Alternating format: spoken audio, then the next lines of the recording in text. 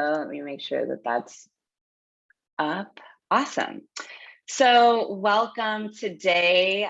We are really excited for the intergenerational community that has agreed to join us today. So, both folks who've donated to be here to watch this recording later, and then to folks who are here with your presence and will be supporting us virtually afterwards. We are really excited to be supporting the Peer Defense Project's Open Up the Cages Summit, which is happening today, and to engage in an incredible panel on youth abolition that I'm really excited about is really intergenerational. I think it's very rare that we have spaces where people from different walks of life, from different parts of life, are really coming together to think about some of these issues. So we are really excited. A couple of logistics.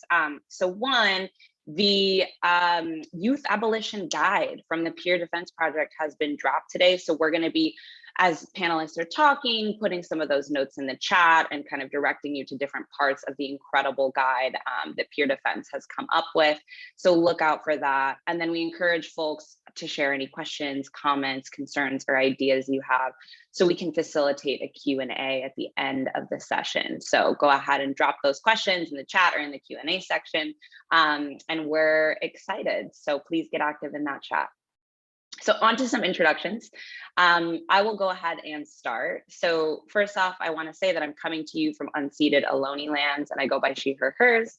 I'm a doctoral student at Stanford, and I study race inequality, language, and education at the Graduate School of Education. And I'll also be pursuing my JD at Yale Law School. So my work focuses on the intersection of youth, abolition, education, and as a former middle school English teacher, I'm really interested in figuring out how we think about literacy as abolitionist futures and movement building in classrooms. So I'm really excited to be here today. And with that, I am going to introduce a co-moderator of this panel, Darion Wallace. So Darion Wallace from Inglewood, California, is pursuing a PhD in race, inequality, language, and education at Stanford Graduate School of Education.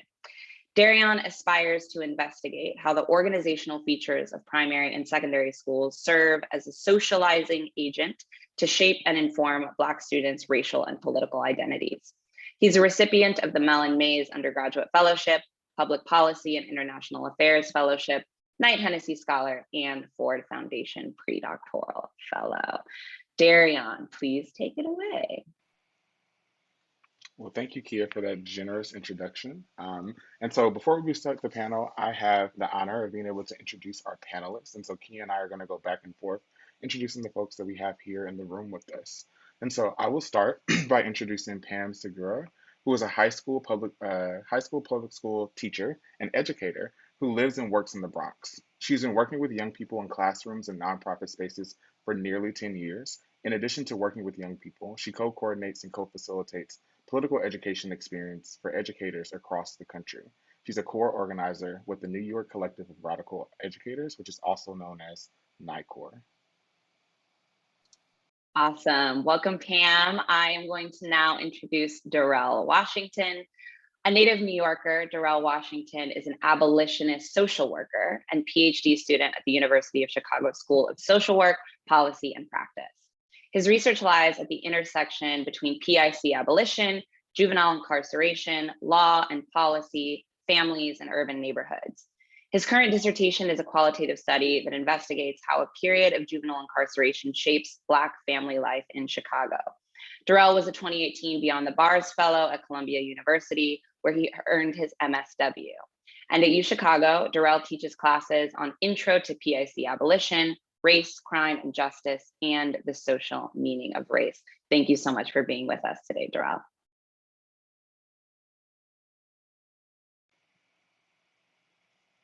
And so I will introduce Emma Rahak. Am I pronouncing your last name correct, Emma? Rahak. Rahak. Who is a second-year college student currently living in Bushwick. Emma is an avid photographer and total foodie who has had a strong sense of social awareness from a young age. She worked at a restorative justice program, the Harlem Youth Court, for 2 years, taught photography composition and Adobe Photoshop to elementary schoolers for 8 years. Emma was a part of the youth-led organization Integrate NYC for 3 years and is also the founding director of the Coalition for Student Transit Justice and Youth Alliance for Housing. As an Asian woman living in predominantly Black neighborhoods who was raised by a white immigrant single mom, Emma uses her intersectional perspective to amplify the voices of those neglected by the status quo. Awesome. Thank you so much for being with us, Emma. I will now introduce Kayla Williams. So Kayla Williams is a Jamaican organizer and soon to be Stanford graduate from Brooklyn, New York. Her experience with abolition work started even before she knew that that was what that was. Recognizing the privilege she obtained through her scholarship to attend an elite private school while coming home to the constant reminders of the great levels of need that exist in the world, she co-created a mentorship program in her community at the age of 15 years old. This was her first attempt at driving redistribution, not yet having much in terms of financial resources, but having energy, time, and insights. 8 years later, she is still aiming to add to the struggle of bridging the large and unnecessary gap between needs and resources. Predominantly now, she does this work through her work at a new mutual aid organization called Rose, from concrete, from mentorship to resource distribution to community building and programming. She views these as key steps in envisioning and creating a world where abolition is possible. Thank you for joining us, Kayla. And so next, I will introduce the Dr. Subini Anama. Prior to her doctoral studies, Subini Ansi Anama was a special education teacher in both public schools and youth prisons. Currently, she is an associate professor in the Graduate School of Education at Stanford University. Her research critically examines the ways students are criminalized and resist that criminalization through the mutually constitutive nature of racism and ableism, how they interlock with other marginalizing oppressions, and how these intersections impact youth education trajectories in urban schools and youth prisons. Further, she positions students as knowledge generators, exploring how their narratives can inform teacher and special education. Dr. Anama's book, The Pedagogy of Pathologization, from Routledge in 2018, focuses on the education trajectories of incarcerated disabled girls of color and has won the 2019 AESA Critics' Choice Book Award and 2018 NWSA Allison Piperman Book Prize. Dr. Anima is a past board postdoctoral fellow, AERA Division G Early Career Awardee, Critical Race Studies and Education Associate Emerging Scholar recipient, Western Social Science Association Outstanding Emerging Scholar, and AERA Minority Dissertation Awardee. Woo!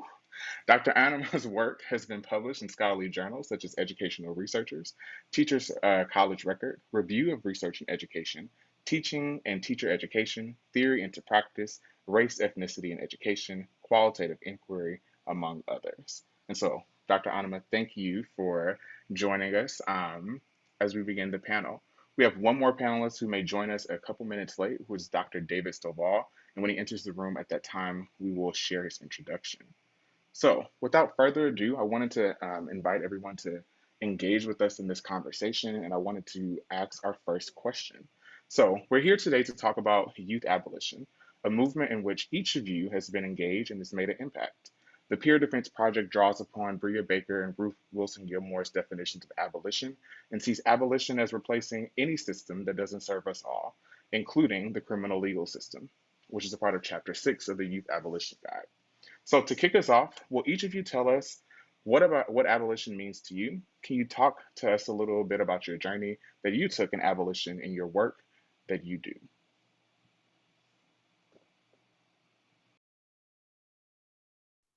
I'll jump in. It's always, this first question. Thanks so much for the invitation and for this awesome panel. To me, that's a loaded question, but I will keep it succinct. But to me, abolition to me means liberation. It means love. It's a world where everyone has the things that they need in order to survive and grow and be free. And I'll keep it kind of like at that. And kind of my come to abolition is I'm the brother and the nephew of so many different incarcerated people, formerly incarcerated people. And I've always knew that something was kind of wrong around the way that you could just strip someone from their families, the way that the media will portray those who were locked up, who looks like me. And I never really had a word to put with the ways that I was feeling.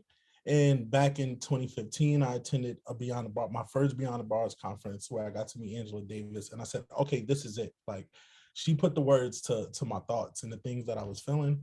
So I had a term for it. And I've always focused on youth, like felt like that youth should be my focus, was because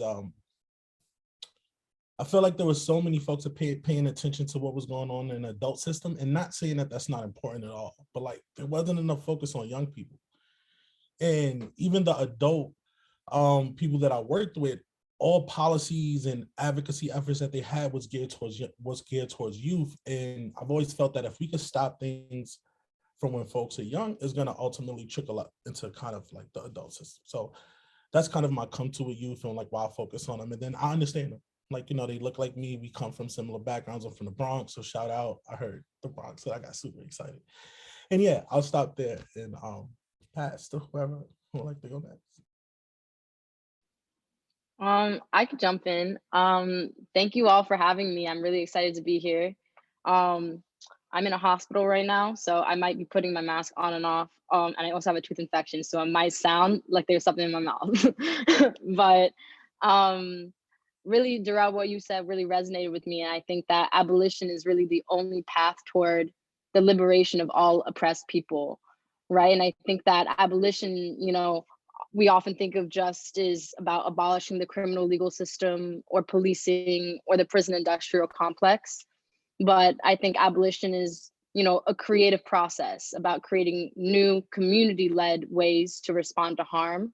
It's about completely transforming our understandings of harm and violence, you know, and it's about an everyday conscious dedication toward, you know, doing that and transforming our internal, you know, interpersonal and institutionalized systems of punishment, you know. And so I think that, you know, abolition of prisons, you know, is a very important part of that. But, you know, I think what we all here are doing is the kind of everyday practice and dedication to being an abolitionist, meaning that internally, when we think of how we hold ourselves and others accountable, how we respond to harm and all those things is also part of abolition. And just in terms of like kind of what my journey of becoming and bringing me here, becoming an abolitionist, I think, you know, so in my bio, I say I live in Bushwick. I've been living there for like a month. But before going to school, I was living in Harlem. And I think, you know, I was also attending a public school, but in a more predominantly white neighborhood. And just all of the social stratification that surrounded me, I think I was always aware of. And similar to what Darrell was saying, I never really had the language kind of articulated, you know, kind of being like, why do I go to school and there's like flowers at the base of each street tree, and I go home and there's just like needles? And that's part of also what abolitionist work is too, is realizing that these systems are all interconnected.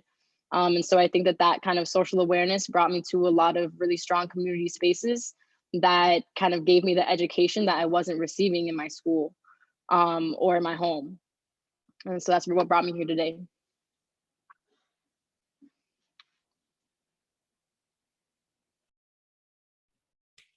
I could go next. I would also like to thank you guys so much for having me on this panel, this amazing panel. It's amazing to be with you guys today. And I really just wanted to build off of a lot of what you guys are saying. So one, I really like the definition of replacing a system that doesn't serve us. I feel like when a lot of people hear abolition, they instantly just think of like the destruction of one thing, the removal of one thing, but they don't think of the fact that we are also trying to create. And so I think, for me, abolition is just like the next logical step, right? I feel like we have already come to the conclusion that prisons don't work, right? They don't reduce crime, they don't reduce recidivism, they don't touch the root cause, any of this. And so I think at the same time, while we have already come to this conclusion, I think that there are people who are benefiting from it too much for us to do the next logical thing. And so when I think of like my work and what drives me towards abolition work, I think it's very much just the people standing up to do what we have already recognized makes sense, right? And so I really liked Emma's, what you were saying about, like, you know, it's in the day-to-day, right? It's in the way that we carry ourselves in our relationships. It's the way that we show up for people. And I really loved what Darrell was saying too about like creating loving communities, right? So at Rosum Concrete Mutual Aid that I work for and with, we say like we're leading with love, right? Because we recognize love as an action, not just an emotion, but like that will to extend yourself for your community, like Bell Hooks taught us in her book. And so, yeah, I just want to say, I really agree with you guys. And I guess with the question on my personal journey to this type of work, I think similar to what Emma was saying. So I got a scholarship to go to Poly Prep, this private school in Brooklyn, but I was coming home every day. My mom was an undocumented immigrant. And so like I grew up watching her and experiencing, you know, my family deal with the struggles that came with that. And like Darrell was saying, like watching us be stripped of things that we deserved for arbitrary reasons, right? And I just viewed prisons as another extension of that, right? Like we are deeming people as unworthy of whatever it is for whatever arbitrary reason. And we're saying that, you know, they deserve to be treated this way. So that's kind of where my journey started. But I think like Emma said, I think they're all interconnected, you know, it's the same systems. Yeah, y'all. I'm feeling so moved by what everyone is already saying. So shout out to us. This is an amazing panel already. And I feel like what everybody said about their definition of abolition really resonated with me. I'm sitting with love and accountability and like, you know, thinking about the day-to-day, like thinking about every scale, whether it's, you know, your loved one, your parents, and being abolitionist in that way, or like really trying to change the political space of your, you know, neighborhood, your city. So that's sitting with me. So that's, yeah. And then the other thing I want to share in terms of like how I got into this space. Similarly, I come from my family comes from the Caribbean islands, and I was born and raised in the Bronx. So just dealing with all of that, you just kind of see all of the ways that this country can be incredibly harmful. And then working in the nonprofit and like public education, I feel that I'm constantly seeing like really, really messed up things, but also moments of joy, moments of happiness, moments of community. And I keep thinking about like just hanging out with students during lunch period and how much joy there is in that. So I think being in nonprofit spaces, being a teacher, I get to see the chaos of what could be and what we need to dismantle. So that's how I got to this space in this moment here. Okay, I just want to kind of sit back and learn from y'all because I don't really have much to add. Y'all are amazing. I'm so honored to be here with y'all. So I'm like a very nerdy, like if you ask me a question, I'm going to answer each part of it. So I'm going to try to take it down a little bit because I was thinking about, you know, I really recognize that I am committed to abolitionist theory and practice. So like the praxis is how some of us talk about it when a theory and practice work together. But I also want to recognize that I'm still learning, right? Like abolition is something we are always learning. I don't feel like I'm an expert at it. I feel like y'all have shown your own expertise at it. I have lived experience and my own theory that I draw from.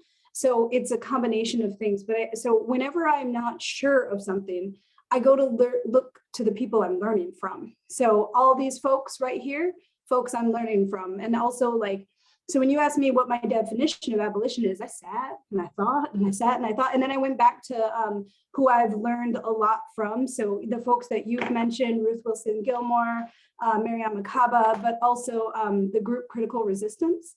And so their definition of abolition has always been really helpful to me. And I feel like I keep returning to it. So I wanted to share it with y'all. It says an abolitionist vision means that we must build models today that can represent how we want to live in the future. It means developing practical strategies for taking small steps that move us towards making our dreams real and that lead us to all believe that things really could be different. And it means living this vision in our daily lives. So for me, that's always been a really useful guide. And I'm gonna just put the link in there in case you need to find it. But so, you know, but I think, and that was reflected in everything everyone already said. So Emma, you're already talking about like the multiple scales of abolition, right? It's not just one way you interact, or I do this at work and then I come home and I'm this person. It's interpersonal, it's individual, it's interpersonal, it's societal, it's institutional. And so I think of it as, I talk about it as multi-scalar abolition, because that helps me really think at each level, how am I engaging in these ideas? Darrell, your point about focusing on youth is so important, because I have the same kind of frustration sometimes when I'm in abolitionist spaces. Like there's a thing about, there's so much focus on adult prisons and adult spaces and carceral institutions that I think we're really missing, not everyone, of course, but some of us are really missing opportunities to talk about youth and their experiences with incarceration. And how that, I love that you're studying how that youth experience impacts the whole family, right? Because we often talk about mothers being incarcerated and that impacting the whole family, and it does. I don't want to take away from that. But also when youth are incarcerated, the impact on their whole family is really, it really resonates. And of course, some of those youth are parents, right? Some of them are mothers, so not to drop them into a single kind of access identity. Kayla, I love the way you said something about refusing what doesn't serve us. Yes, that's the start, right? To say this ain't it. And we have to actively refuse this. Oh, that language of refusal, like that is our choice, that we can say, this is not how my tax dollars, this is not how my life, this is not how I want to be in community with people. So I love that you said that. And Pam, always focusing on the joy, right? We can get so caught up in what is wrong with the system. And we can get so caught up on how we have to act perfectly with each other. But if we actually find joy with each other and figure out how to build community, that's such a powerful difference. And so the only other thing I'll say is, like, my journey toward abolition was through education. And so I keep trying to bring us back to education, not as the only place abolition has potential, because really what I hope we all understand after this conversation is abolitionist vision can be implemented anywhere and everywhere. So my focus is education, because that's what I do. But I want you all, like, if you're a lawyer, if you're, like, no matter what your chosen profession, no matter what your, where you are in the world, you have expertise in something. So what we want you to do is turn and use that abolitionist vision in your expertise. So figure out what that is, where that is. But for me, it was education. And because I was a special education teacher, I immediately, in large public high schools, I immediately saw how Black and brown youth were get segregated and excluded well before they're labeled as criminals. But at the same time, that kind of labeling and then the surveillance and punishment that comes with the labeling showed me how we start to actually create criminal identities for kids who've never even committed crimes, because we have decided that their social conditions, we should criminalize them for the social conditions in which they live. And then I went and actually taught in youth prisons. So then because I wanted to see what was going on there and who was there, because my kids were, continually being criminalized in the school. And, I was really naive when I went in to do that. And I thought I was gonna, meet these hardened criminals, and they're just kids. They're just kids. And these youth were brilliant and they were thoughtful. But and some acted out and some withdrew, but they were all kids who've been mistreated and abandoned by the adults in their lives. And that includes the educators. What I want us to remember is that we can call youth prisons whatever euphemistic thing we want to call them. In California, they're called camps and ranches. Oh, isn't that sweet? Let's take them to the camps and the ranches. Girl, youth prisons are incredibly cruel. All prisons are incredibly cruel. So if we can actually recognize, youth centers, right? We've got all these little fun names for them. But what we need to remember is ripping kids out of their homes and communities does not do them or their families and communities any good. So the last thing I want to say is, the other thing is, even in those carceral spaces though, youth resist. And that's what I always want to hold on to with all of this stuff. The reason I am an abolitionist is because they have ideas about how their lives can be better. And we actually just need to listen to them.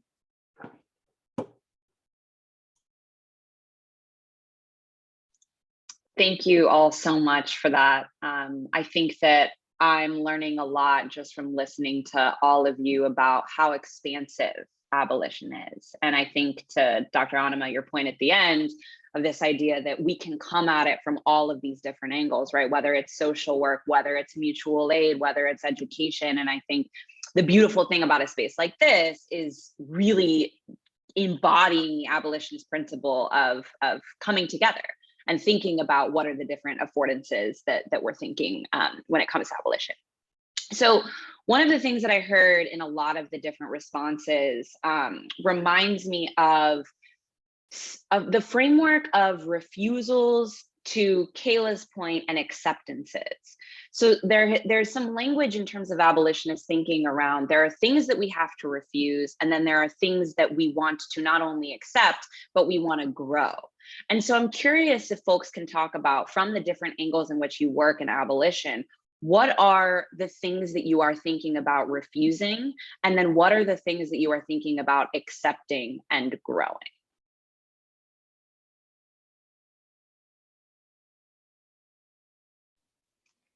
Yeah, I think that one thing that always comes up in these conversations is that not all harm is crime, not all crime is harm, right? And I think that the state, those in power, the dominant cultural narratives has continued to kind of condition us and control how we define violence.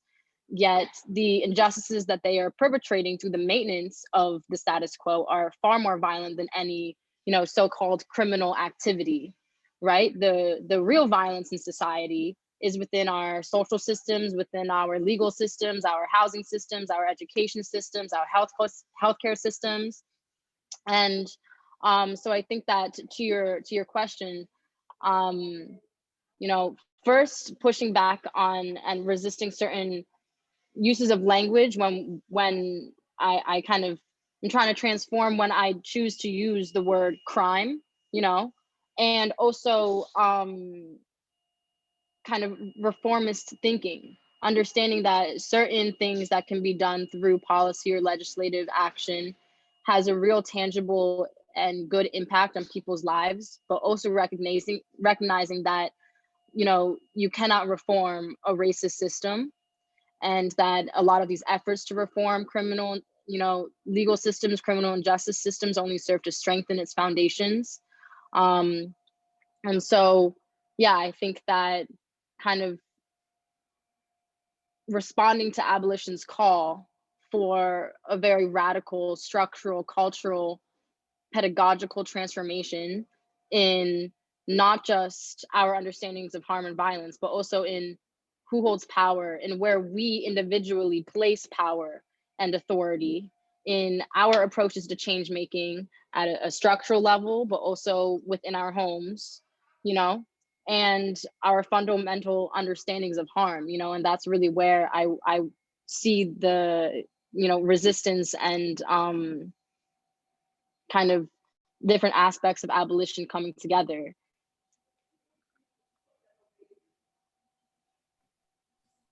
I totally agree with what you were saying, Emma, especially about like changing our language and that sort of thing. I think that to add to that, I would say that in my like personal work / experience, I would say the biggest refusal we make is that like we have to wait for other people to decide that we're worth saving, which is why like growing up, I always thought like, oh, I'll probably go to law school, like I like mentioned this briefly to Kia, like in our little group. I was like, I was thinking about law school for a while, but I think like as I've gotten older, I've just gotten more and more frustrated with how slowly things happen in such areas. Outside of law, even, I feel like when we're looking at it on an individual basis, right?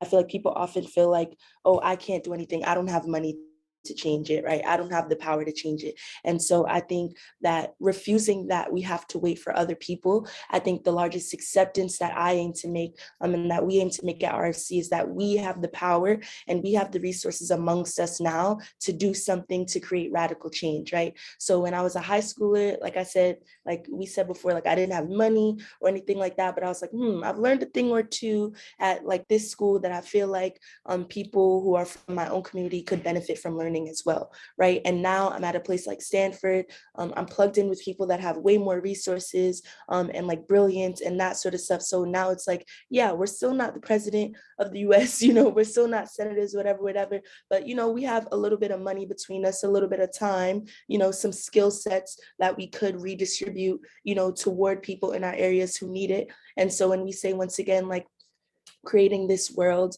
or like doing the things to bring into fruition the world that we envision, right? For me, I think like redistribution is can play a key role in that, right? Of like creating that world now instead of waiting for those in power, quote unquote, or those with money to decide that they want to support these causes.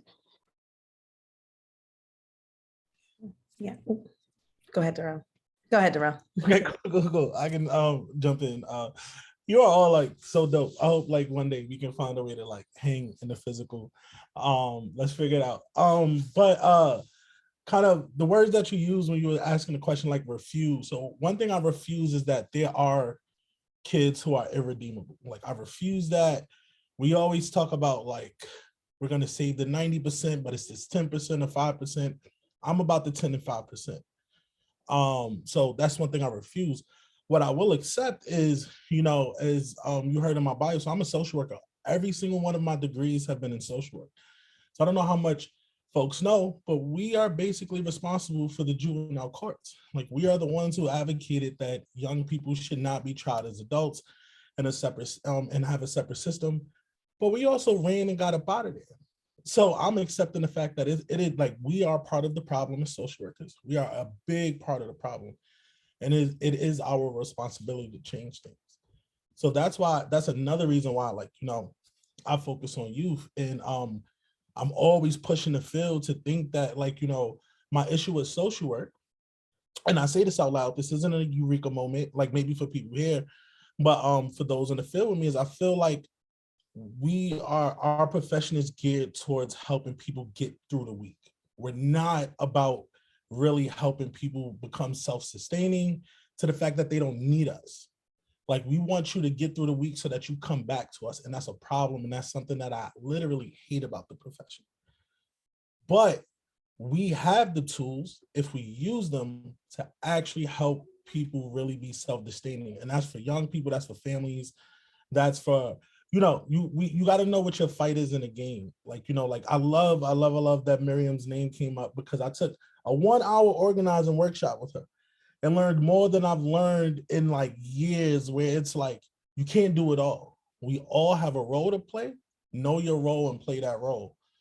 So this is my fight in the game. But I love, because I know abolitionists who are in the public health field and like all these education folks and like, you know, who I learned so much from.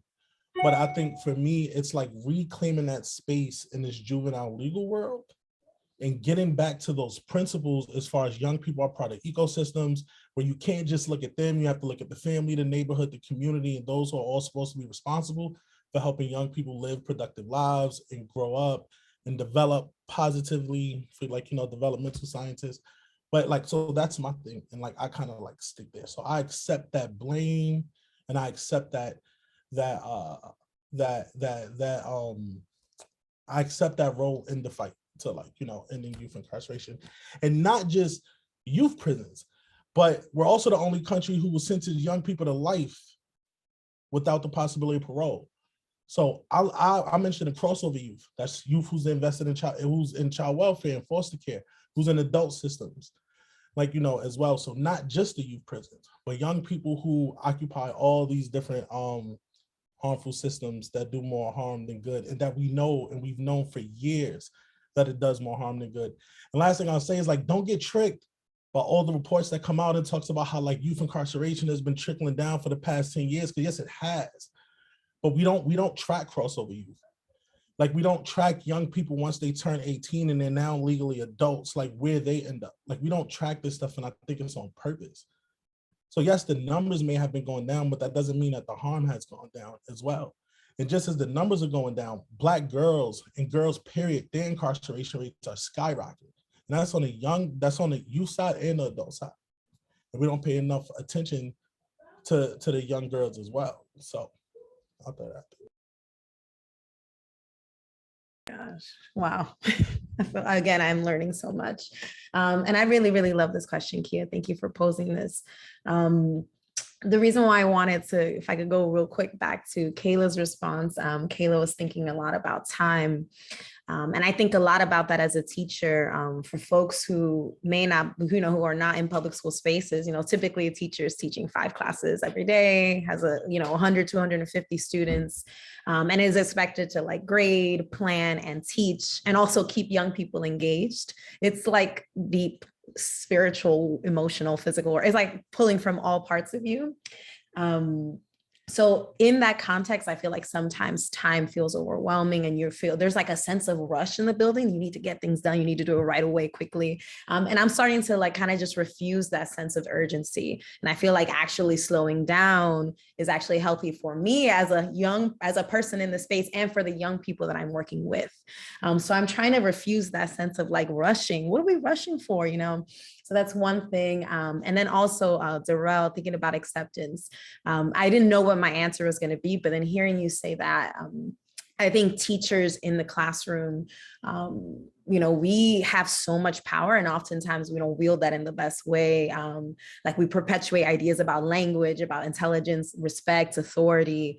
And I think because of the issue with time, we don't have time to reflect on that. So I think we can also cause so much harm.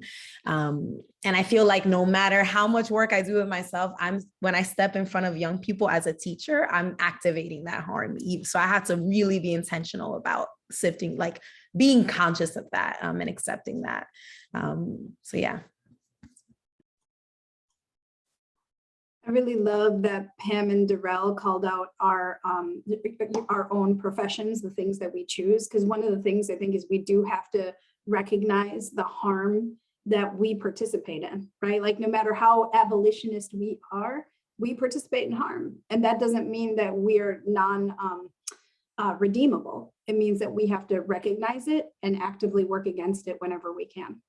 And so one of the things, I'm going to build on this a little bit. I do think I have like the set of refusals, but that can come up later. But I do think one of the things I want to think about is how abolition is kind of like currently a sexy word in education, right? Like people are taking it up. I'm an abolitionist educator, and that's good. So I want to be very clear. Yes, please, more of that. But I want that engagement to go deep and wide, right? We cannot do this thing where we're like, I'm an abolitionist, now I'm an anti-racist, now I'm this, now I'm that. But you know what? That just means I took a privileged PD and now I know about my white privilege, but it doesn't change anything I do in my classroom.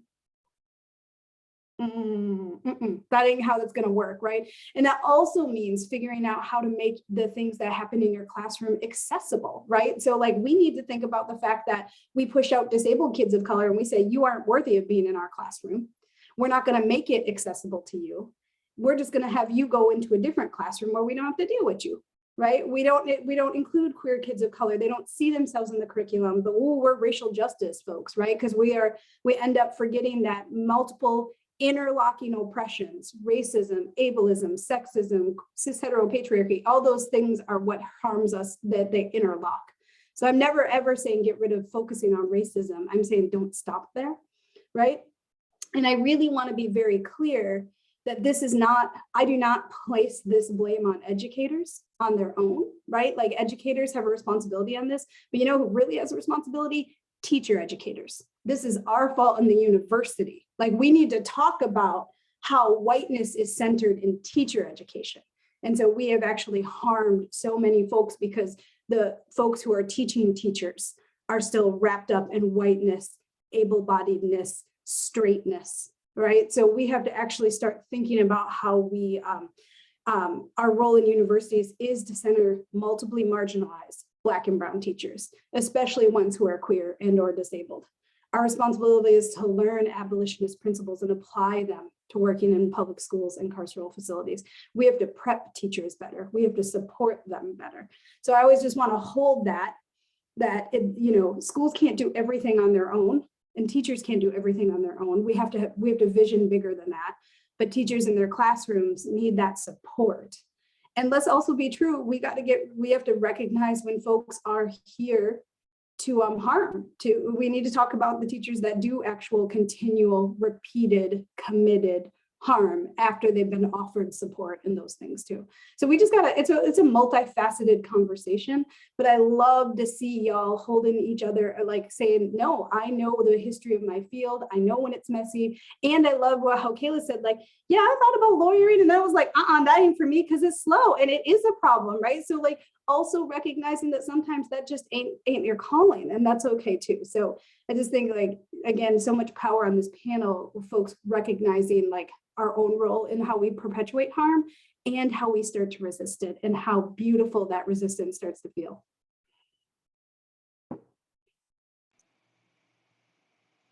Thank you all. Thank you all. Thank you all for just being able to share your experience and your expertise. I know I feel motivated by some of the things that you all have shared, and there's an immense amount of synergy because you all have been capturing some of the questions that we were intending to ask you all.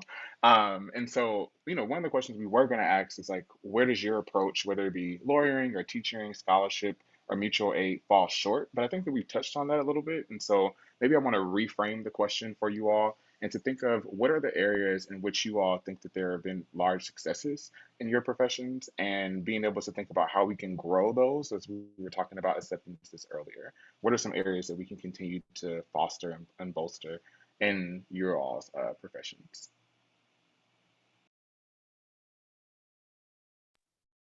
So I can start because I was just having this conversation yesterday, especially our big social work conference, our abstracts to do. So like we're thinking about like how are we gonna get this abolition stuff in or whatever. But I think one thing that we're doing that I'm gonna consider wins is because just 2 years ago there were no abolition courses in social work, but now there are abolition courses in, I want to say, 5 different universities, which is like an awesome thing.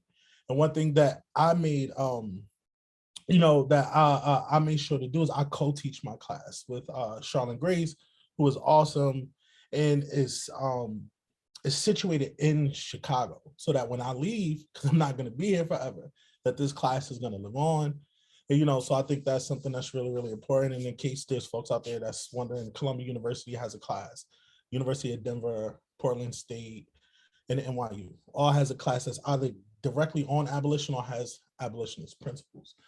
So I think that's a step that we're taking. Also, shout out to Kim and Rasmussen and Mimi Kim. The 3 of us have a deal with Haymarket to do an edited book on defining abolition in social work and to talk about the possibilities and what it looks like as a praxis. So that's like super awesome that we're gonna have a book with a bunch of social workers who are all like, taking up kind of defining what this looks like and actually talking about the praxis piece, which I think is really, really important. We know the history.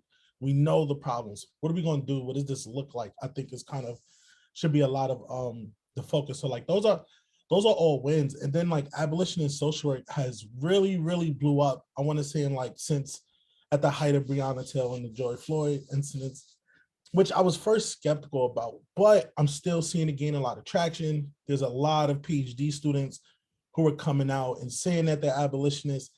And not that they weren't, but they were like afraid of how do I fit in this world of academia saying that I'm an abolitionist? Will I be kicked out? There's a lot of professors who are now, talking about it, even professors in power, deans, those kind of folks. So I think seeing this movement in academia, because this is where I am. And, I chose academia because I feel like I can control the work that I do and work with the communities that I want to work with. Seeing it has been like really, really powerful and super important. And especially from those who are more committed to learn, even the ones who's like, I'm not an abolitionist, but I want to learn. I think it's a beautiful thing and a powerful thing, because I think the more you learn, the more you'll probably say like, you know what, this kind of does align a little bit about what how I feel and how I think about things. So I think there's been a lot of wins. I talked about a lot of the negatives in my field, but I think there's been a lot of wins, not just in social work. Like public health has been like, since abolition has been named like a public health issue, like I've been seeing so many things take off there. Education, of course, because I think that's where we draw from with a lot of our stuff. So like Bettina Love's work, who is like awesome. And so we draw from all these different disciplines. That's another thing I love about social work. It's really interdisciplinary. We draw from everyone.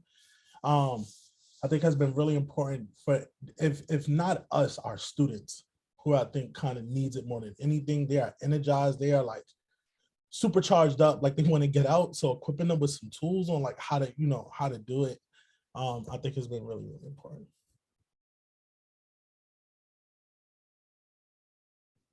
I can jump in because there's a lot of ties between my answer and Darrell's answer. But the first thing is thinking about how abolition is more common now, that term. I was thinking a lot about Bettina Love's We Want to Do More Than Just Survive. And I don't know, I think that book revolutionized like my way of seeing things, but I just feel like it's having a major ripple effect. So that's coming to mind. In my organizing with NICOR, I do a lot of like co-coordinating political education work via this model we have called the Inquiry to Action Group, or ITAGs.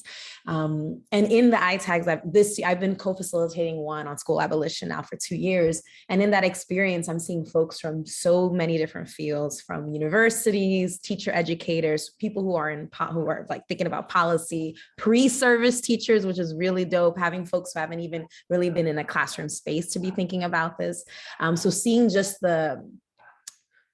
it's calling people from so many different walks of life, and being able to, I don't know, just build with that is dope. I think also hearing people talk about discipline in a different way, moving away from suspension, thinking about restorative justice.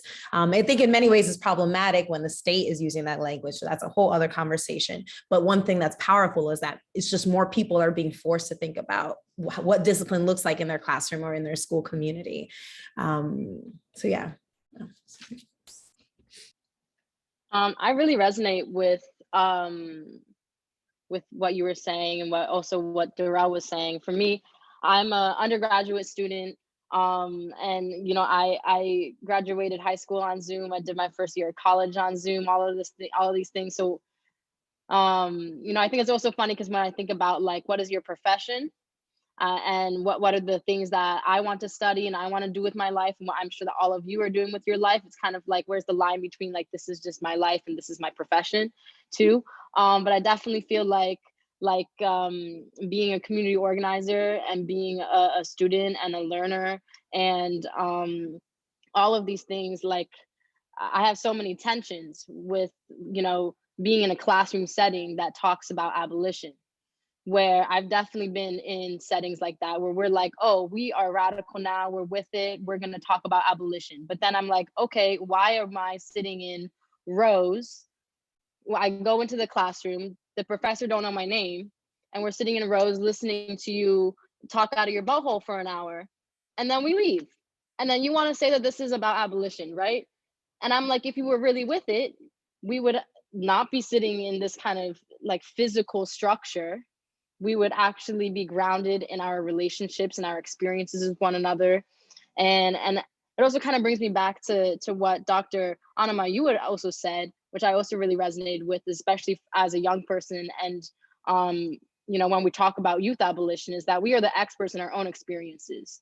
And that in a lot of these settings of academia, you're saying that, oh, I have this degree, I have this, that, and the other thing, and now I'm an expert in it. But all of these young people who are actually experiencing the issues, the people in your classroom who you don't want to talk to because you just want to talk for yourself, like that's really where the learning is, and really where like we could be, getting the real fruits of what a diverse classroom space looks like. And so I think that some of the downfalls, but also some of the great successes within like abolitionist spaces that are focused on like being a student or within like community learning and education, is within like a lot of young people stepping up and being like, actually, this is not how this should look, and also within a lot of educators being really open to those changes. But then simultaneously, why did you think that you could teach a class about abolition in the first place with a syllabus looking like this, So I think that, there's a lot of tensions I have with like, attending, elite higher institutions. Sometimes I'm just like, academia is just white supremacy I'm paying for. And other times I'm like, there's some really beautiful things that I'm learning. But it's a constant tension of also being like, my abolitionist philosophies, how much does this contradict, right? But at the same time, I think that these are also spaces where these conversations are insanely important, because a lot of these people don't have the experiences to become experts in, and think that they can, you know, sit in this classroom with a pretty name and then make the rules for everybody else. Is anyone else with a PhD going, light us up, Emma, light us up. We deserve this beatdown, okay? We deserve this verbal beatdown we just got. I'm sorry, but thank you for saying I mean, that. I didn't mean it like that. No, no, bring I'm just it, trying to bring think. it. This is what we need. And Like, this is I what also want my degrees, you know? I'm still here going to school. Like, I still want my degree, but there's a lot of tensions that I have there, where, you know, as a student and as a young person, and when we think of like spaces of education, you know, coinciding with abolition, you know, but that's why I really did resonate with what Darrell and Pam, you were saying, how you are transforming the structures of your classroom. And that's really what it's about. Yes, yes. No, I just want to say, like, thank you. This is why, like, we need to continue to have these conversations and hold ourselves accountable if we're really committed to this stuff. And we know folks pick up any sexy thing, right? Like 10 years ago, God, I'm just sorry, but like when I was graduating with my PhD, more than 10 years ago now, they were talking about the school to prison pipeline, right? And all the folks was writing school to prison pipeline in every little thing. And I was sitting there working in a youth prison, working with incarcerated girls, but that wasn't coming up because the school to prison pipeline is just the public school, right? Or I think you're nailing a really important point, which is like, first of all, there's going to be folks who just jump on these ideas because they're hot. And we got to recognize that. There are also folks who are trying to figure this out and it's messy. We got to recognize that too. And we can be part of the mess, all of us, right? And especially those of us with power. And I'm including myself in that because I may be a woman of color. I may have multiple marginalized identity. I might have a disability, all those things. But you know what else I have is a PhD and a job at Stanford. So I've got power, right? So then we need to be thinking about all those things, right? And then there are also reasons that we go into, like every space is problematic. Every space is dangerous. Every space is rooted in white supremacy. So if we go in knowing that, how do we then sustain ourselves? How do we build relationships that aren't about maintaining and reproducing those kind of intersectional oppressions like white supremacy and ableism and patriarchy? Like, well, how do we pull back from that and figure out who we can engage with? And to me, that's like the most important thing, is always looking around, like finding each other that are actually like-minded and want to do this work. So even if it's not the person at the head of the classroom with those rows and desks, there might be 3 people in that classroom who are thinking like you. And that's like the one thing I've learned is like build with other people. There are people doing this work. Any expertise you have, there's someone already doing this work who wants to build with you.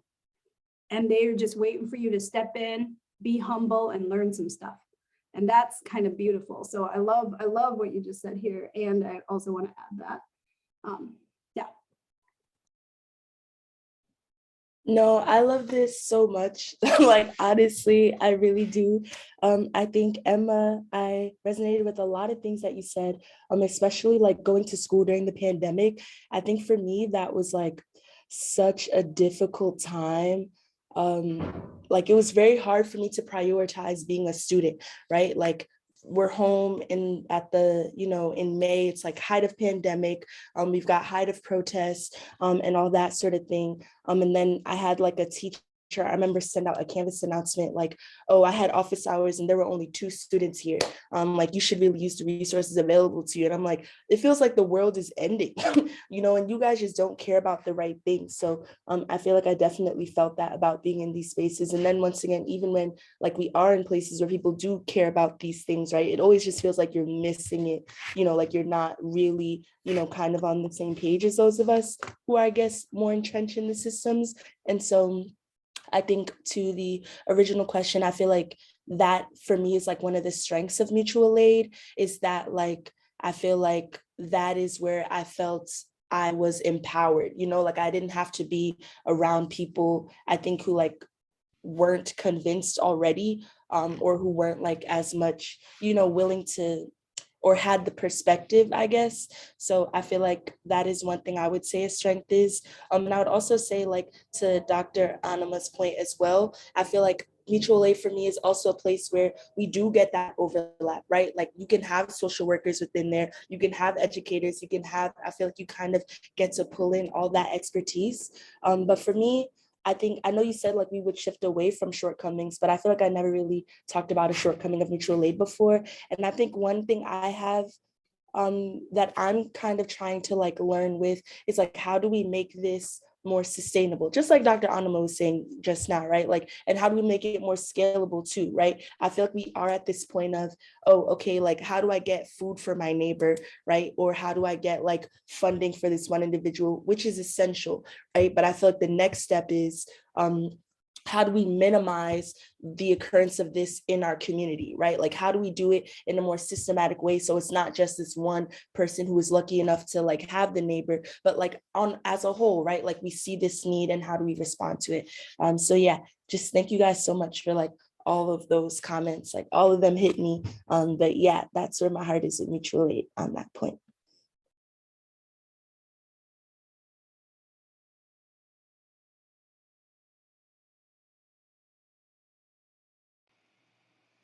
Okay, so we did have someone enter the space with us, and so Dr. Staval, thank you for being able to join us and welcome. Just as like give you a little bit of a primer, we've been talking about like what abolition means to you, some of the things that are working well within your profession, some of the things that need to be abolished and changed. And we were going to like go into the direction to talk about youth abolition, but before we begin, just wanted to pause and allow for you to introduce yourself and share any wisdom that you might have with us. Thank you all so much for having me. I'm running a little late. I was at a community celebration for a sister who actually raised me. So she made a transition this past week. So bless to Sister Amina Green, and thank you all for your grace and understanding. When we talk about abolition, and I'm really thinking about Sister Amina, because one of the things that she would always put to me is, what are you trying to do? What is unacceptable? And then what are you trying to do knowing that these things are unacceptable, right? And I think abolition is saying first, these things are unacceptable. There are some things in the world that we know, one, do not work. Second, are unacceptable. And then three, lays a pathway for us to think about new things while doing them, right? I think one of the things, a lot of times when people try to smash on abolition, they miss the point around the commitment, if something is unacceptable, is to build something else. So you are tearing something down because it is unacceptable, and now you have made a commitment to build something else, right? So the commitment of abolition always is to build, right? People just kind of rested in the anarchistic mode. But what it's actually saying is people have been willing to build something else, right? So when you look at the history of Black people, African descended people in the United States, in the Caribbean, on the continent of Africa, there were people who were willing to say that the colonial power will not win in terms of what it is that they're trying to do. And what we will do in response is, one, reclaim who we are. And then second, say that we are willing to build out strategies that have us rethink what it is that we're doing. So we talk about things like prison. We know a couple of things just off top, and Dr. Anima, I know, has shared with you all those insights, but we know that prisons do not deter crime. We know that police do not deter crime. So now if we start to think about these things that are positioned as something that are supposed to curb or cure ills that have never intended to do that, now we have to ask this different question. And that was the same thing that I was asking around something like a school abolition. One, is putting the difference between schooling and education. Schooling, order and compliance, rewards for regurgitating the rules of white supremacy. Education is asking questions of your condition, working with others to change them, because the school is unacceptable and irredeemable, right? So now when we think about this in real time, we now have to begin to think about, well, what are the strategies that we engage, understanding that schooling is unacceptable, right? And if schooling is unacceptable, what is it that we are willing to do, and what can we do in the meantime? So how can we talk about things like a non-reformist reform? It's not the solution, but it's going to get us to the place that we're trying to go, right? It's going to remind folks that there's work to be done to make sure that we have a pathway to get where it is that we're trying to go. So in school, one of the things that we know is unacceptable and is never intended to work and is connected to the white supremacist project of eugenics is standardized testing, right? And y'all at Stanford know that better than anybody else, right? So this thing around really being honest about that, right? You don't have standardized testing without Stanford Binet, right? So this thing around really putting that into, and no shade to the psychometricians at Stanford, but shit, y'all know what y'all on, right? So let's just be real about that, right? So this thing around now ending that and then putting something else that we know that other people around the world do, right? So folks in other places around the world who we hold up as having deep knowledge or having a concerted effort to educate their populace never rely on standardized tests. So abolition pushes us to say the things that we want and need, because those things are unacceptable, often exist in our world. The issue is the will to bring them to our space and make them happen, right? So now when we start to think about these spaces, and some of you all have heard me say this in the past, that we're talking about schools and prisons sharing the same logics, right? They have become the same space if we're not careful. The rules are the same. The way they look are the same. And then we've actually found out that, a lot of the architectural firms that were responsible for building schools also designed prisons, right? So this thing around really kind of putting that into a broader conversation. And when we engage that conversation, abolition says to us, we now have to think about what we are trying to build, because in prison abolition, and this is something that I've been listening to in terms of Ruth Wilson Gilmore, Erica Miners, Beth Ritchie, who really go into this concept of mercy, and not mercy in the Christian colonization sense, but mercy in terms of no human being is the sum total of the worst thing that they have ever done. So now if we start to think about that in real time, what does it mean for something like discipline? And more importantly, do we even call it discipline, right? What if we had a person who was over self-actualization in school, right? I met a guy about 5 years ago, and he renamed his position. He referred to himself, so he used to be the Dean of Discipline. He referred to himself now as the Dean of Peace and Justice, right? And then he did something else. He said, we know what suspensions are.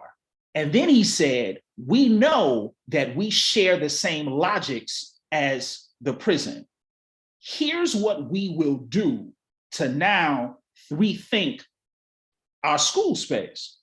What if we replaced, and think about this, y'all, and this is kind of what Dr. Anima has put forward in a number of instances. What if we had a one-to-one replacement of school resource officers with counselors and psychologists, right? And there's some schools that have actually gone about this route and said, look, the suspensions and expulsions are more so a manifestation of what we have deemed to be correct behavior. It's not necessarily around who's in harm's way. And abolition says we have to rethink how we approach these mechanisms that are situated to contain and control us, in opposed to saying you are deserving of the things that allow you to ask questions of the world and to work with others to change it.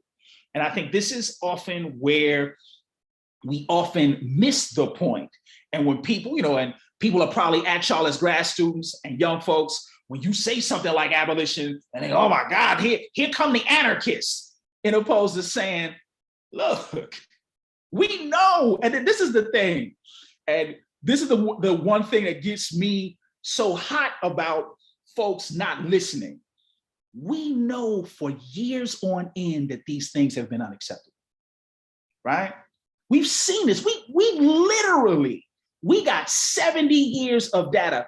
Jarvis Gibbons, who wrote an excellent book called Fugitive Pedagogy, the sisters that he talks about in that book who were teaching, they said that the broader white society wants to over-discipline our young people and take them away from education.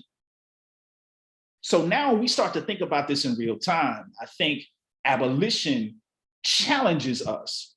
It challenges us to build, and it also challenges us to rethink, right? And when you are rethinking and building, and they are not mutually exclusive, they are paired, they are co-joined. And I think that's a real challenge for us, because a lot of times, folks can get into the abolitionist, Afro-pessimist bully mode, right? They at each other in classes or what have you, and nobody has time for that, right? If we are clear about what it is that we're trying to do, we got to say clearly what is not working, what has never worked. And now the only way for us to engage the things that are working are to talk with the people who have experienced the suffering of the things that were never intended to work, right? And I think abolition pushes us in a different direction to begin to think about that, not just in this ethereal space, but what does it mean on the ground for the folks that we care about, right? So for the grad students, this is you interrupting the paradigm of the separate researcher, but really saying, what does it mean for the folks that I care about? Because at any given moment, it could be me. And I think that's a heavy question that we can't run from if we dare to talk about abolition, right? And I think it can't be this seeking fad as much as it is how we are paying attention to our work and then what that work means moving forward. I apologize, I probably talked way too long, but thank y'all for the opportunity to engage y'all, and y'all grace for understanding my situation. Thank you so much, Dr. Stovall. We are honored to have you here, and please talk for forever. Keep blessing us. And yeah, we're really happy to have you. We have only one more question left, so we're sad. I'm gonna try to encapsulate, I think to the point that Dr. Stovall was making at the end of your comments. We like to think, Darion and I talk a lot about abolition as a cathedral building project, right? So this idea of, even if we're not going to see the cathedral come to fruition within the scope of our lifetimes, when we are putting our bricks into the cathedral, we know that we're building something that the people who come after us are going to benefit from. So for this last question, we'd love for folks really to think about the audience in mind. So the folks who are going to be watching this recording mostly are young people who are really interested in starting on their journey into youth abolition, both in and outside of schools. So in your work and in your sphere, what are the immediate next steps? So what's the non-reformist reform? Like if the people who are entering into this abolitionist space are going to do one thing tomorrow that is moving us towards that cathedral, what is that one thing in your opinion? And then secondly, what's the cathedral? So when you think about the dreaming, the freedom dreaming, as Robin D.G. Kelley encourages us to do, what is that dream? So the next step and then the dream. Thank you all for being here.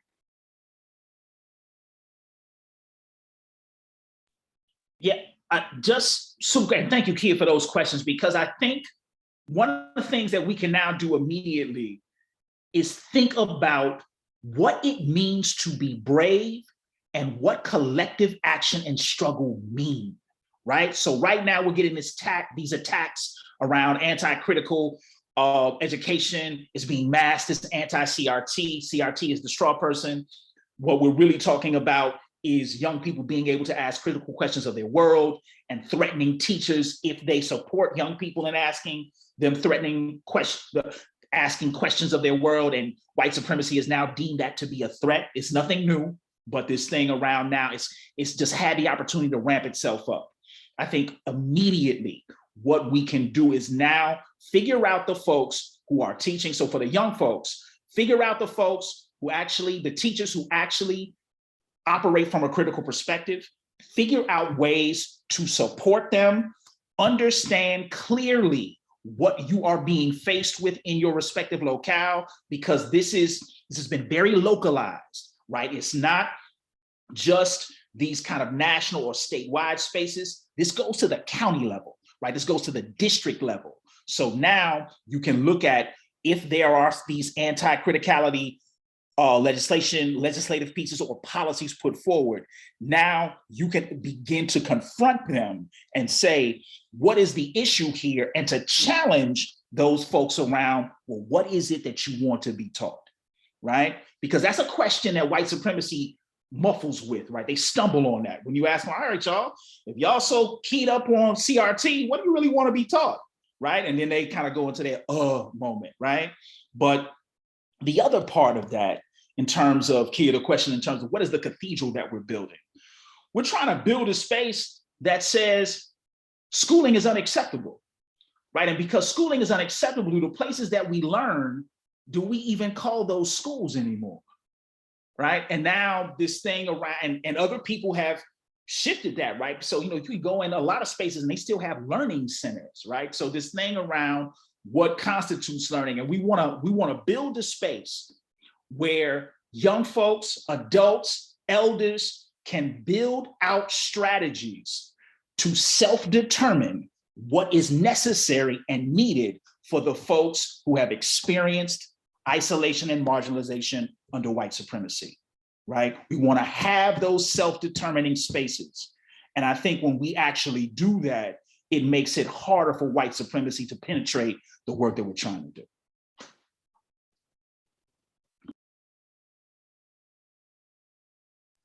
Yeah, I can jump in next. Because thank you, Dr. Sowell, for being here. This is an amazing question. Thinking about short term and thinking about young people, I don't know, I'm just thinking about again, I keep mentioning the fifth period, that's when students are not in class in my school building. So they're kind of just hanging out on their phones, talking. It's everyone gets to chill and not do the performance of school.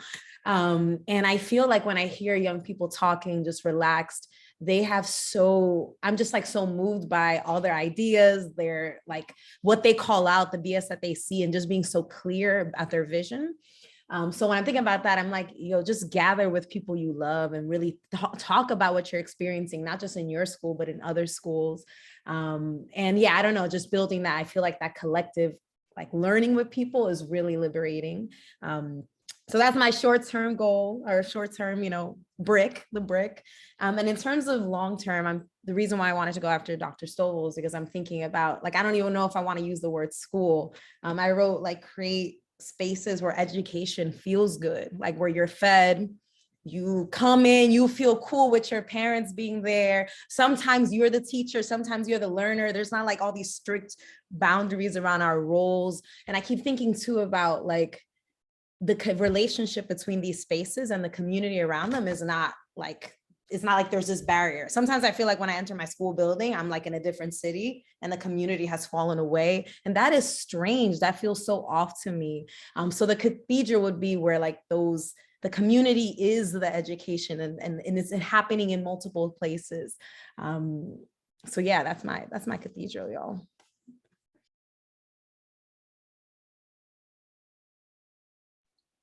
Yeah, I really resonate with what everyone's been saying. Also, this entire panel, I just been really resonating. But yeah, I definitely feel like everything is mutual. And when we talk about mutual aid, really being grounded in what that is and what that means. And I think that in the past few years, that has become a very popular term that people use. And then things that are very charitable, very tokenizing, is labeled as mutual, right? But really being grounded in real mutual aid. And for me, my dream is, I know that we keep us safe, right? But then also knowing, I mean, when I'm unconscious, when I, am not truly thinking about the language that I'm using, this, that, and the other, but in my actions and my culture and the culture I'm creating around me and the way that I'm thinking internally, also adhering to that belief and, creating a world in which everybody knows that, where, people understand that our community is really all we need.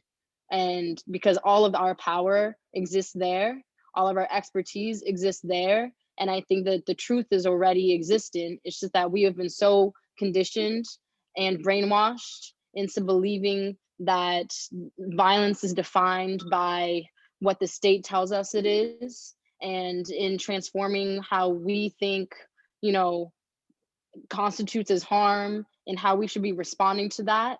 And so, yeah, I guess what, the things that I am building towards and the things that I hope that, we will one day get to is a world in which everybody is really grounded in that belief and in knowing and holding the power that they already hold and that our communities already have, and rejecting all of the dominant narratives and, rejecting the kind of things that we've all been conditioned to think, that move us further and further away from the truth that we already hold. I can jump in. It's a tough question. I think in the short term, it's really the short term. Like, so many things I want to see or I want to do in kind of like the short term. And I think kind of these youth projects I'm working on, I think is kind of like the short term goal. So like the Final Five campaign in Illinois, which is a youth-led abolitionist org that's geared towards getting Illinois to close the last 5 youth prisons. They're working on a reentry toolkit, like getting things like that out, like getting my dissertation done. Like I think like so that the work is there. So many folks who are against abolition, the evidence is there for those folks who like to throw out the word evidence as if like people's lived experience isn't evident enough. I think it's the short term, and the cathedral, like my cathedral would be like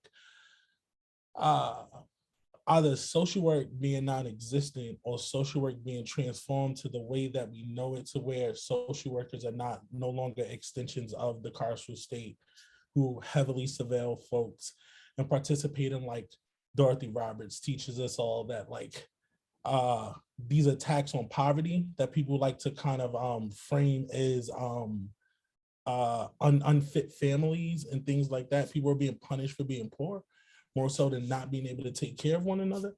And so that's kind of like my cathedral. They're moving towards kind of with my colleagues, shout out to Nikita and Joyce McMillan, as they would say, like a profession that's built off mandated supporting rather than mandated reporting, which a lot of social workers are, and I have a huge issue with. I'm not one of those who feel like I'm tied to that. And I think seeing a space more like that in a profession that's really, really, truly liberatory, rather than kind of just giving folks the crumbs that they need to get through the day.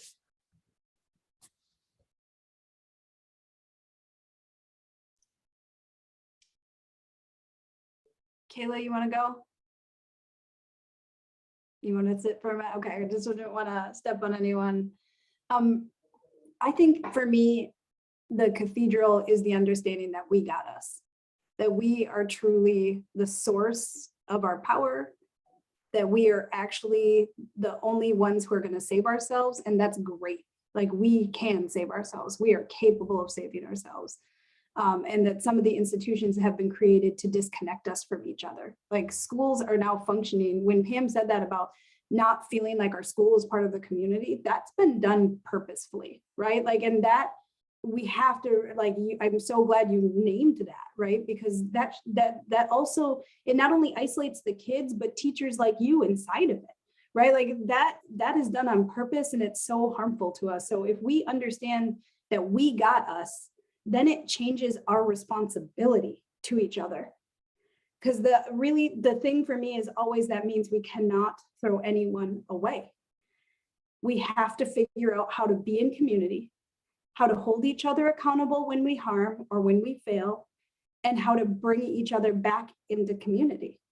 And that also means, so like, you know, and I think of this on, I mentioned before, like multiple scales, because again, like just understanding for me, like the individual, the institutional, the societal is a way for me to work through that.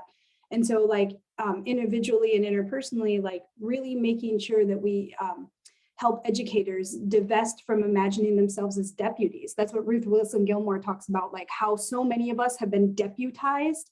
She has this interview on The Intercept where she talks about this. It's a really accessible interview. I highly recommend it.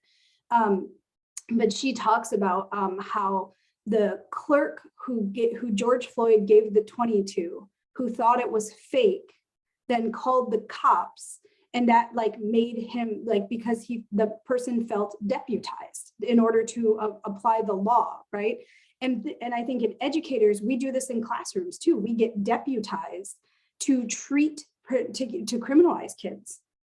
And we start that process not just with the actual calling of cops. We start it with labeling, with surveilling, with punishment. We start that process in our own classrooms.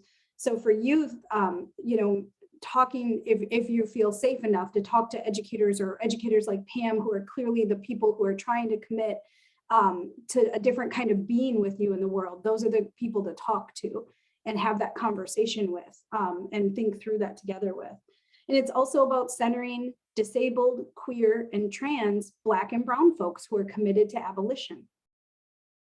Stop putting those folks to the side and being like, yeah, we'll get the people closest to privilege first, and then we'll pull you in, right? That is the theory of intersectionality that was most powerful for a lot of us, was that there are these intersecting oppressions that we need to name, right? Racism, ableism, cis heteropatriarchy, we can go on, white supremacy, anti-Blackness, but there are these intersecting oppressions that harm us. And if we really want to solve them, then we take the folks who have been pushed to the margins and we center them. And I don't mean like paternalistically, let me speak for disabled people. I mean, actually invite disabled Black and brown folks, actually invite queer and trans Black and brown folks, have them be the center. So that's what we can do individually. Institutionally, we can organize with educators and other students who you're interested in to change your schools. And societally, we can bring around this conversation around shutting down youth prisons. One of the things I really want us to hold on to, and if we're going to really be committed to abolition, is we need to think about changing the material realities of people in youth prisons.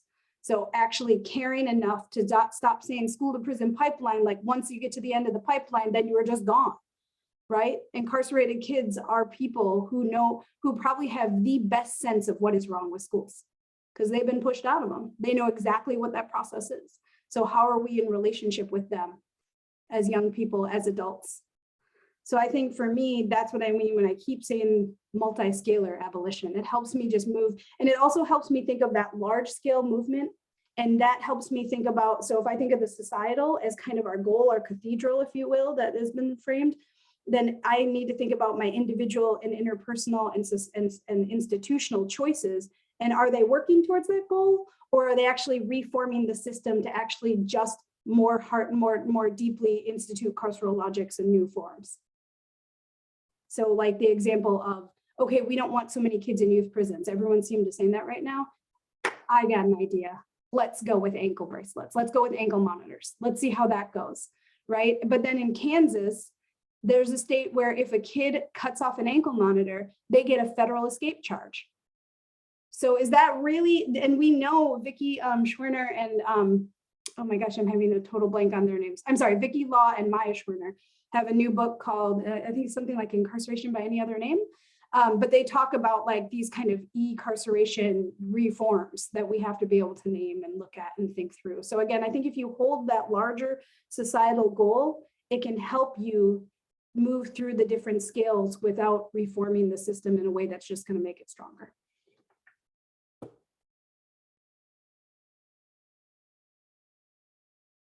I think for me, I would say that my cathedral would be living in a world and community where we center love and where we just take care of ourselves, which I think like really touches on what like really all of you were saying. I was agreeing with every single one of you.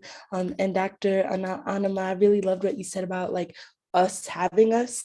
I think personally, like what I've said like a couple times now that I love about mutual aid is that like it's no longer like seeing our neighbors or anyone in our community suffering and being like, oh, there's nothing we can do about it, right? But recognizing that we do have the power, we do have the resources amongst us to change it. And I think for me, that's what love is, like recognizing, going back to kind of what you were saying before, Dr. Stovall, of like, seeing that there's some things we will not accept, right? And I think if you really love yourself, your community, like there are things that you just will not stand for within your community, right? And so I think for me, that's what the cathedral really looks like. And so in terms of like these like shorter term goals, especially for youth, I want to say one, but I think I have to say two.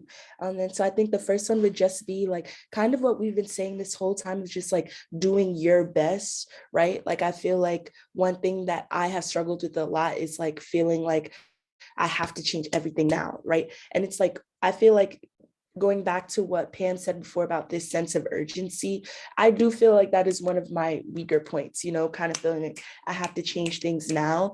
But it's also, I feel like rooted in just seeing like the things I saw growing up. I'm like, people are dying now. You know, like I personally feel like we don't even have the time to wait for policies for you know, like people are suffering today, you know. And so I think like in recognizing like I might not be able to change the world, but there are things that I can do today, you know, with the knowledge that I do have, with the resources that I do have, with the people that I do know, you know. And so I think for youth, I would just say, you know, like tap into whatever your skill set is, whatever your passion is, wherever your heart is, like you do have the capability to make some sort of change with that. And I would say secondly, and I think for all of us, because like I said before, it's something I've been thinking about a lot. It's just like, how do we make this sustainable, right? Like, I feel like it is essential that like, I don't know, like if it's something that's really important, it's not something that you want to just happen one time, right? Like you want it to happen on the community level. And so I think like in for-profit spaces, that's all they think about, right? Scalability, like reproducibility, like how do we and they turn it into a machine, which I'm not arguing that we should do, right? But I am still saying that it does matter that love reaches every corner of our community, of every corner of our world, you know? And so it's thinking about like, what do I do so that it's not only me and like this small unit that can be impacted, but like the larger whole. So yeah, I would say those would be my two short-term goals. All right, everyone. I just wanted to once again say thank you all for taking the time to join us today. You all, yeah, if we can do like a virtual round of applause for each of you. I just really want to say thank you again. You all have shared so much wisdom and knowledge with each of us here, and we're hoping that we can share this with the larger community as well and figuring out a form in which is best suited and so that we can get this to you all. And there's a lot of information that was shared in the chat. We're going to do our best to synthesize that information and get it to you all as panelists and try to figure out a way to get it out to the larger public as well. But yes, thank you all for taking the time to sit with us today, to share your wisdom and intergenerationally share your wisdom. We have people coming from different facets of life. And so to see some of the tenets that we talked about with abolition today come into practice with this panel, I'm really appreciative of. And so with that, I know we're a little bit over time, but I wanted to bring us to a close and say thank you all once again. Thank y'all again so much. Truly appreciate it. Thank y'all for your grace again. Thank you guys. So much love to you and all your work. You're the best.